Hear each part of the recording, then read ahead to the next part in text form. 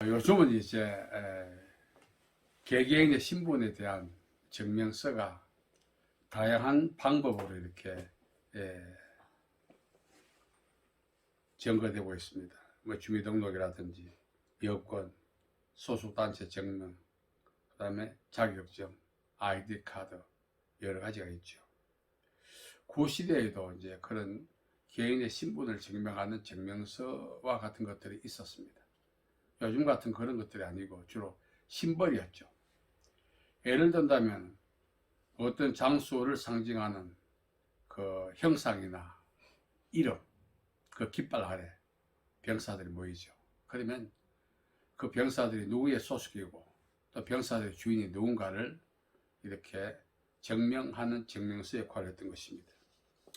근데 고대 국가에서는 이렇게 신분이 높은 왕족들, 그들만이 사용하는 심벌이 있었습니다.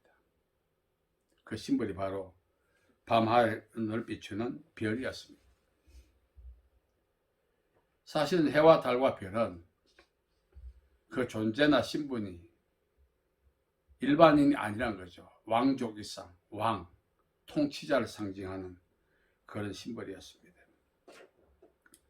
자, 그런데 중요한 것은 그 해, 달, 별을 왜 그들의 신분에 비유했는가?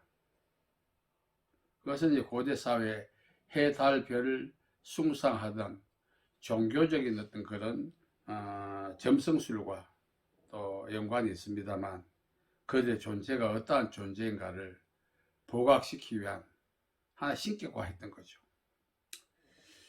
특히 이제 고대 근동 지역 그 점성술이 참 유행했었습니다. 이 점성술은 한 개인이 태어날 때 자기 별을 갖고 태어난다는 거죠. 그리고 그가 죽을 때 그 별이 빛을 잃고 함께 소멸한다는 그런 종교적 관념들이 있었습니다. 오늘 말씀해 보면 페르시아에서 별을 연구하던 3명의 사람들이 있었습니다. 이분들의 신분은 마고이라고 하는데 사실 왕족의 신분에 가까운 분들이죠. 물론 별을 연구하던 천문학자, 점성술사 이렇게 이야기합니다만 그들은 페르시아에서 어떤 지역을 통치하던 그런 분봉왕으로 보는 견해가 높습니다. 그런데 그들이 연대해서 별을 연구했다는 것입니다.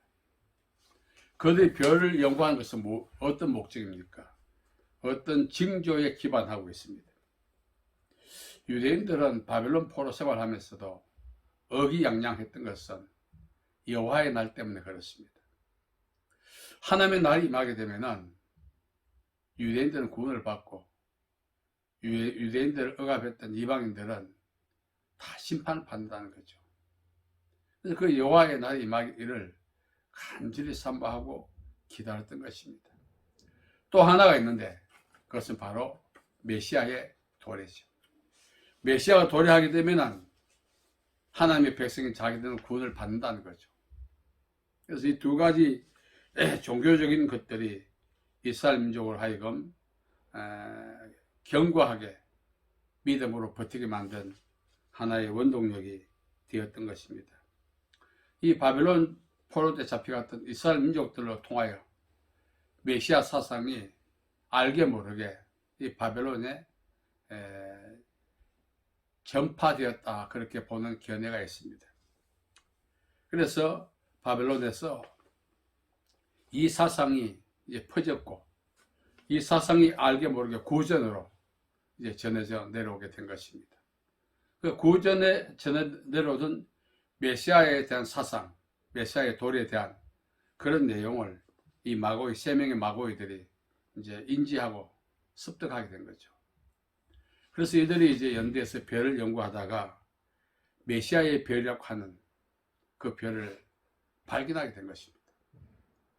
분명히 저 별은 유대인들이 그렇게 대망하던 메시아, 왕 중의 왕, 그분이 오셨다는 것을 상징한다고 그들은 믿었던 것입니다. 그래서 그들의 그 모든 일상들을 그만두고 왕중왕 메시아를 경배하기 위하여 황금, 유향, 몰약을 준비해서 이제 그 별이 인도함을 받아 유대 땅에 오게 된 것입니다. 유대 땅에 왔을 때 당시의 통치자 헤롯과 대제사장 세관들은 그냥 야단 법석이었습니다. 이 세 명의 이 마고이들의 방문을 받고 그들은 당황하지 아니할 수 없었습니다. 그래서 헤롯이 대제사장과 세관들을 불러서 묻습니다. 어떻게 된 일이냐? 예, 미가서 5장 2절에는 그리스도가 이 땅에 오신다는 것을 기록해 놓고 있습니다. 중요한 것은요, 이 마고이들보다 더 이 내용을 알고 있던 대제사장과 서기관들, 성문화된 율법을 통해서 이미 이렇게 이어져 내려왔죠. 그럼에도 그들은 메시아가 이 땅에 오시다는 사실, 그들이 그렇게 학수고대했던 메시아를 경배하러 가지 않았다는 사실이죠. 이 세 명의 마고이들은 황금과 유향과 몰약을 준비해서 왕중왕 대신 메시아 아기 예수를 경배하기 위하여 별의 인도를 받아 베들레헴으로 가는 것을 보게 됩니다. 그리고 이제 베들레헴에 가서 자신들이 준비했던 황금, 유향, 몰약을 예수께 드리고 경배하게 됩니다. 황금은 예수님의 신성을, 유향은 예수님의 왕권을, 몰약은 예수님의 대속을 위한 순환을 상징합니다. 예수님이 이 땅에 어떤 목적으로 오신 메시아인가를 이 세 명의 마고이들이 드린 황금, 유향, 몰약을 통해서 알 수가 있는 것입니다. 그런데 유대인들은 이 메시아와 함께 더불어 여호와의 날이 시작된다 믿었기 때문에 이 마고이들이 황금과 유향과 몰약을 드리면서 예수님이 땅에 오신 그 목적을 드러냈음에 불구하고 이들은 자신의 목적과 상반된 예수님이 오심 때문에 경배하러 가지 않았다 보는 것이 성경학자들의 견해입니다. 강력한 카리스마를 갖고 왕권을 갖고 올 줄 알았는데 베들레헴 말고에서 날 줄 이들은 예측조차 할 수 없었죠. 또 그들이 기대했던 메시아가 아닌, 그렇기 때문에 유대인들은 경배하러 가지 않았다는 것입니다. 이 황금, 유향, 몰약을 드린 사람이 성경에 나와 있지만 전해진 바에 의하면 이 황금을 드린 사람은 백발의 멜콘이라고 합니다. 그 유향을 드린 사람은 요즘 MZ세대라고 하죠. MZ세대에 속하는 가스퍼였고, 또 몰약을 드린 사람은 중년의 발사살이었습니다. 그래서 이 세 명의 마고이들이 무엇을 상징한가 하면은 예수님은 전 세대를 통해서 경배를 받으실 만왕의 왕 메시아 되심을 의미합니다. 이 당시 이 세 명의 마고에 들었던 황금과 유향, 몰약을 통해서 예수님은 메시아시고 어떤 목적으로 이 땅에 오셨고, 또 예수님은 세대를 아우려 경배와 찬양을 받으실 유일한 분이심을 분명히 입증하고 있었던 것입니다. 자, 그런데 유대인들은 아예 봉헌은 고사하고 경배조차 하지 않습니다. 자신들이 기대했던 메시아 상이 아니거든요. 자신들이 기대했던 메시아는 강력한 왕권을 갖고 왔어. 이방인들을 심판하고 유대인들이 구원을 받는 그런 장면을 연상하고 있었는데, 그런 예수가 아니었기 때문에 그들은 예수께 관심조차 갖지 않았다는 사실입니다. 우리가 살아가면서 우리가 두 마음을 가질 때 있습니다. 특히 유대 종교 지도층이 갖고 있던 그런 메시아관을 우리가 갖고 있을 때가 있습니다. 우리 살다 보면은 하나님이 내 편 되어 주실 때가 그럴 때가 있지 않습니까? 이럴 때 하나님이 내 편 되어 주신다면 어떤 때? 자기가 원하는 것을 갚아줘. 우리가 그런 이 사고방식을 우리가 갖고 살 때가 너무나 많다는 거죠. 예수님은 한 개인이나 한 민족의 그 원수를 갚아주기 위해서 오시지 않습니다. 예수님은 전 인류의 죄를 대속하기 위해 오신 것입니다. 그러므로 예수님이 오신 그 목적을 이해하지 못한다면 예수님을 믿지도 않을 뿐더러 예수님과 관계를 맺을 수도 없다는 사실입니다. 예수님께서 이제 정결 예식을 행하기 위하여 이제 예루살렘에 올라갔을 때 시몬이라고 하는 노년의 그런 선지자가 있었습니다. 이 선지자는 네가 죽기 전에 메시아를 보게 될 것이라는 그런 하나님의 음성을 들었습니다. 그리고 예수님을 만났습니다. 그리고 그는 이렇게 말했습니다. 나는 이제 죽어도 여한이 없다. 왜? 그렇게 기대하고 고대하던 메시아를 만났기 때문에. 여기서 우리 인생의 최대 소망이 무엇이어야 한가를 우리에게 이야기해 주고 있습니다. 너의 소망이 무엇이냐? 우리 시몬처럼 다시 오실 예수님을 대망하고 그 예수님을 만나는 믿음으로 우리는 살아야 한다는 것입니다. 그럴 때 그 소망을 이룰 수 있죠. 우리는 어떻습니까? 우리 개인의 소망을 이루기 위해서 예수님을 기다리지 않습니까?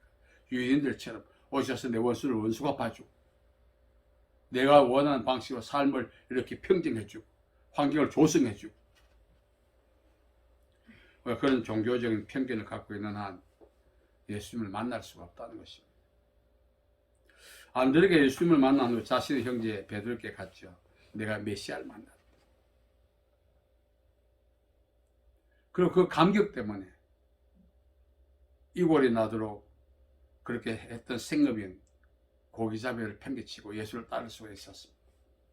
우리가 예수를 따를 수 있는 것도 이 소명에 충실한 것도 단순히 우리가 라이센스 때문에 사역 때문에 어쩔 수 없는 그래서 예수를 따르는 것이 아니라 예수의 정체성 예수님 누구신가를 분명히 알 때 우리는 생업뿐만 아니라 생명조차 초기같이 여기고 따를 수가 있다는 것입니다. 이 대제사장과 서기관들은 오랫동안 율법을 연구했고 이미 율법의 전성을 통해서 메시아의 사상에 대한 그런 해박한 종교적 지식이 있었습니다. 그러나 진작 예수님이 오셨을 때는 관심조차 갖지 않았습니다. 오히려 나중에는 이들이 연대해서 예수님께 딴지를 걸고 십자가에 못 박도록 군중들을 그렇게 선동하는 모습들을 보게 됩니다. 예수님이 누구신가를 알지도 못하고 율법도 없고 다만 구전으로 전해내려오던 그 흐릿한 자신의 종교와는 관계없지만 그 내용을 부여잡고 일생을 거한 메시아가 이 땅에 오기를 도래하면서 별을 관축하면서 마침내 그 메시아를 만났을 때 자기의 모든 것을 내려놓고 찾아와 경배했던 이 세 명의 마고이 같은 그런 믿음을 우리는 가져야 한다는 것입니다. 오늘은 이제 예수님 오신 날 기념하는 성탄절입니다. 우리가 예수님을 만날 때 동기가 분명해야 되고 그 동기 자체가 이미 예수님을 만난 이상의 행복을 우리에게 갖게 합니다. 예수님에 대한 지식과 사상이 아무리 타의 추종을 불허한다 할지라도 예수님을 만나지 못한다면 그 사상과 종교적 모든 이력들은 의미가 없는 것입니다. 인생의 최고의 목적, 시몬이 말했죠. 나는 이제 죽어도 여한이 없다. 나의 생업과 나의 생명을 초계같이 여길 수 있었던 안드레의 기쁨, 메시아를 만났다는 기쁨. 사실 우리 신앙이 왜 우리말로 술에 술 탄 듯 물에 물 탄 듯 그럴까요? 왜 우리가 색깔이 분명치 않을까요? 아직까지 예수를 만나지 못해서 그렇습니다. 예수님에 대한 정보와 지식은 갖고 있지만 우리가 갖고 있는 그 정보와 지식의 주체 되신 예수님을 만나지 못했기 때문에 우리의 신앙생활이 흐릿한 겁니다. 아직도 세상과 예수님 사이를 동가숙서가씩 하고 있는 거예요. 정리할 거 정리하지 못하고 살아가는 그 배후에는 우리의 우유부단한 성격이 아니라 예수님을 만나지 못해서 그렇습니다. 이제 우리는 동방 박사들, 이 마고이들처럼 영적 순례에 나서야 합니다. 일생을 신앙생활을 해왔다 할지라도 예수님을 만나지 못했다면 만세 시탄에 가면 이제라도 예수님을 만나기 위한 순례에 뛰어들어야 하는 것입니다. 그리고 시몬처럼 죽어도 여한이 없는 인생을 우리는 맞이해야 한다는 것입니다. 오늘 지구촌에 많은 교회들이 있습니다. 많은 성도들이 있습니다. 중요한 사실은 색깔이 분명하지 않다는 것입니다. 자신의 모든 것을 내려놓고 생명같이 속명의 생명주사 초계같이 여기고 이제 죽어도 여한이 없다는 그러한 상태에 우리가 도달하려면 우리가 갖고 있는 지식의 주체, 신앙의 대상 되시는 예수님을 우리가 오늘이라도 만나야 한다는 것입니다. 바울의 많은 동역자가 있었습니다만 세상을 사랑하여 떠나간 데마뿐만 주위에 많은 사람들이 돌아갔어요. 왜 그럴까요? 시몬처럼 안드레처럼 더 나가서 이 세 명의 마고이들처럼 예수님을 만나지 못했던 것입니다. 성탄절을 맞이해서 우리는 우리의 신앙을 한번 점검해 볼 필요가 있습니다. 나는 지금 죽어도 여한이 없는가? 나는 지금 내 모든 것을 던진 것을 후회하지 않고 생명주사 던지기를 내가 정말 두려워하지 않고 있는가? 이러한 상태에 우리가 도달하려면 예수님을 만나야 하는 것입니다. 일생을 사역하고 일생을 신앙생활하고 몇 대를 예수 믿지만 그 대상 주체들이 그 당사자들이 예수님을 만나지 못한다면 아무런 의미가 없죠. 오늘 저는 이 말씀을 읽으면서 묵상하면서 늦었지만 나도 이제 영적 순례에 나서야겠다. 그래서 우리가 영적 순례에 나서서 정말 믿음의 주요 온전케 하신 예수님을 만남으로써 신앙생활의 새로운 출발의 기회를 맞이해야 하는 것입니다. 저는 이 세 명의 마고이들이 자신들의 사회적인 지위, 사회적 영향력, 그들의 일생을 일궈 놓았던 업적들, 그들이 축적했던 모든 부귀영화를